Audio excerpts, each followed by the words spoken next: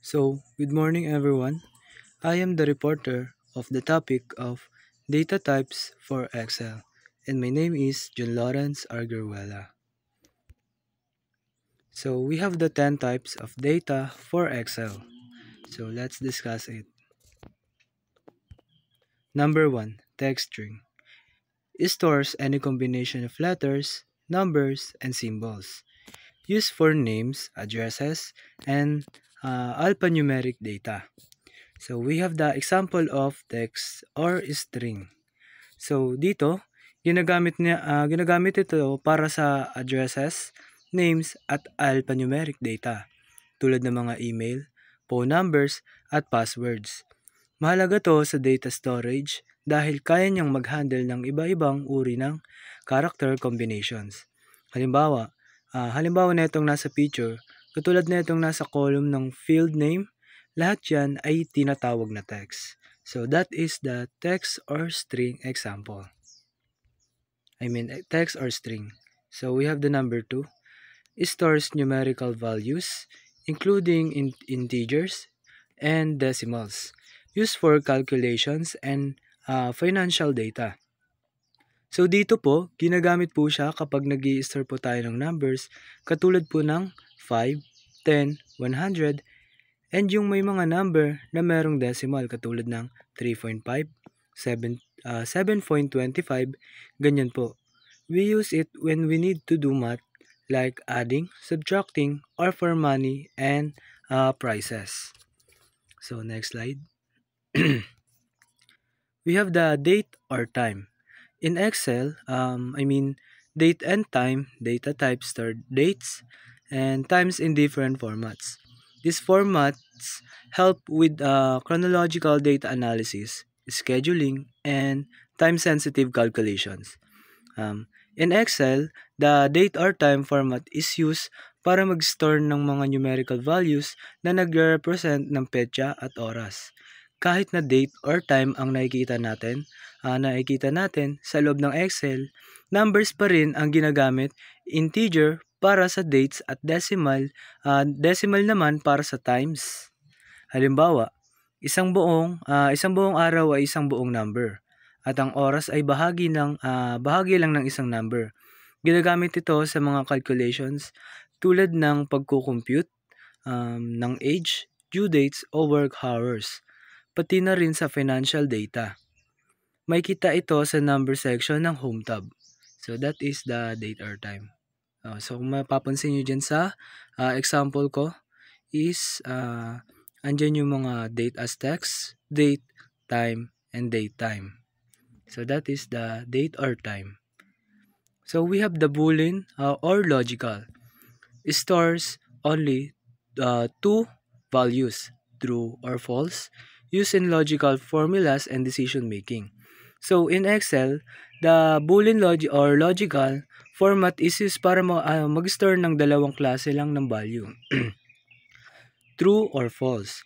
Ibig sabihin, sagot lang siya kung tama, true or mali, or false naman. Madalas itong ginagamit sa paggawa ng logical formulas at sa decision making sa mga computations. Halimbawa, kung gusto mong malaman kung ang isang number ay may mataas sa 10, ang formula mo ay nagbibigay ng true kung oo at false kung hindi. May kita at nagamit natin ito kapag gumagawa tayo ng mga conditions sa formulas at para hindi tayo mahirapan. Tandaan lang natin na dalawa lang ang possible na result kapag Boolean, true or false. That is the Boolean or logical. Next. That is the example ng Boolean or logical. Ayun po yung formula. And ayun yung kalalabasan kapag ginamit natin yung formula. True or false, true or false. That is the Boolean. 5. Currency. It stores numeric values formatted as money. Helps in financial calculations, invoices, and budgets. That is the example of currency and kung saan natin siya mahanap. In Excel, the currency format is used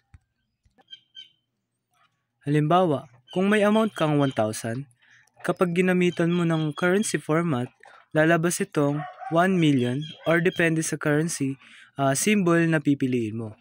Nakakatulong ito sa mga financial calculations, paggawa ng invoices, at pagbuo ng budgets para mas mukhang professional at madaling intindihin ng data. Makikita ito sa number section ng Home tab at para hindi tayo mahirapan, piliin lang natin ang currency option para automatic na lumabas ang tamang pera or format. So that is the currency. So we have the percentage. So automatically multiplies value by 100 when formatted. Used in financial models, discounts, profit margins, etc. So dito naman, when you format a number as a percentage, it automatically multiplies the value by 100 and adds a percent sign. For example, kung nag-type ka ng 0.25 and then you format it as a percentage, magiging 25% siya. It's useful in financial models to show discounts, profit margins, or growth rates. So if you type 0.10, Excel will show it as 10%. Madali lang siyang gamitin. Just click on the percentage sign in the Home tab to apply it. This makes it easier to read numbers, especially in financial reports or analysis. So that is the percentage. So we have the number 7 is scientific or exponential. So this placed numbers in scientific notation for easier readability, commonly used in scientific and engineering calculations. So the scientific or exponential format is used to display numbers in a shorter, easier to read way. Kapag malaki o maliit ang halaga ng number. Halimbawa, instead of showing a number with many zeros, it will use E letter to represent the power of 10. This is commonly used in scientific and engineering calculations para mas madali ang pag-handle ng mga complex na number. Makikita ito sa number section ng Home tab sa Excel at pwede mo itong i-apply through choosing of scientific format. So this is the scientific exponential example. So yan yung sinabi ko kanina. So we have the fraction. So displays numbers as fractions instead of decimals. Useful for measurements, etc. in 1/2 inch or 3/4 cup. So dito naman po, the fraction format is used to display numbers as fractions instead of decimals. Halimbawa, kung may number kang 0.5, makikita mo siya bilang 1/2 or 0.75 and magiging 3/4 na siya. This is useful for measurements tulad ng 1/2 inch or 3/4 cup na mas madaling basahin at maintindihan kapag ginagamit sa receipts or construction measurements. Makikita ito sa number section ng Home tab at pwede mong piliin ang fraction format para ipakita ang mga number na gusto mong ilahad bilang fraction. So, yun yung example ng fraction. So, we have the costume formats. Allows users to define their own data formatting. Used for phone numbers, ZIP codes, social security numbers, etc. So, dito muna sa example. Dito naman, the costume format allows users to create their own style ng pag-display ng data. Halimbawa, pwede kang gumawa ng format para sa phone numbers, ZIP codes, o social security numbers para mas maging organized at madaling basahin ng data. Hindi lang fix ang format, ikaw mismo ang magse-setup kung paano mo gusto lumabas ang numbers or text. Makikita ito sa number section ng Home tab. Sa ilalim ng more number formats, tapos piliin mo ang costume. So that is the example of the costume and kung saan mo siya mahanap. So we have the last is the special.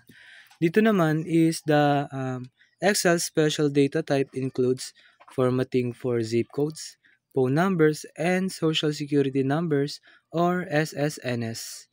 These formats keep the leading zeros in the case of zip codes and correctly format phone numbers and SSNS using the appropriate separators. So dito naman is the special format is used para sa mga specific types ng data tulad ng zip codes, phone numbers, at social security numbers or SSNS. Ang maganda dito kahit may leading zeros ang ZIP code, hindi sila nawawala at tama rin ang pagkakalagay ng separator sa phone numbers at SSNS. Ginamit ito para maging maayos at consistent ang itsura ng ganitong klase ng data. Makikita ito sa number section ng home tab. So this example niya. Tapos piliin mo ang special o sa more number formats at para hindi tayo mahirapan, piliin lang natin ang tamang format na available para automatic na maayos ang pag-display ng data natin. So that's all po. Thank you.